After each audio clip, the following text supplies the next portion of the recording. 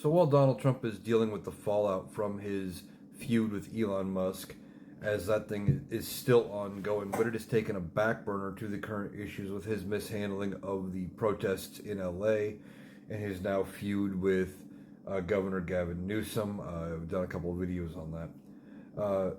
There was some other news that came out of Rockland County, New York today.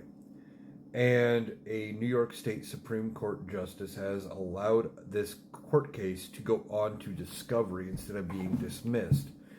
And this court case is about the 2024 election. Now, a watchdog group, Smart Elections, is suing, trying to demand a hand recount of Rockland County, citing some abnormalities. And those abnormalities being that certain districts, Kamala Harris received 0 votes. That seems unlikely that she would get 0 votes in any precinct, for voting. You would think she could pick up at least 1 or 2 here or there. And one of the independent candidates on that ballot has said that there are more people that are swearing under oath that they voted for Kamala Harris than there were votes cast in those precincts, at least officially. So they are asking for a hand recount. Now, what does this mean? Well, it's going forward to discovery, and that will allow for the uncovering of information. We'll have to see what gets found out in this case and how that applies. Ultimately, what could happen? I don't know. I'll be honest, there is no mechanism in the Constitution for this kind of thing at this point.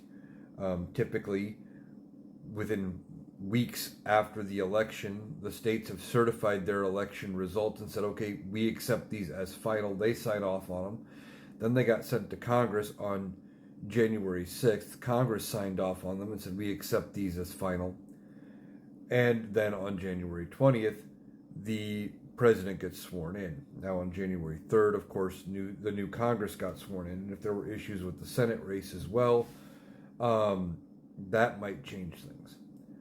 But there's no mechanism to unseat Donald Trump with this. Now, potentially, could it be a big enough deal that it could lead Republicans to have to impeach Trump? Yes. But even if it comes out that somehow things were rigged, it would not automatically mean that Kamala Harris becomes president. This is the same issue that Trump supporters had after Joe Biden won. It's not going to change things like that. We still have to go through the normal process and have him be impeached and removed.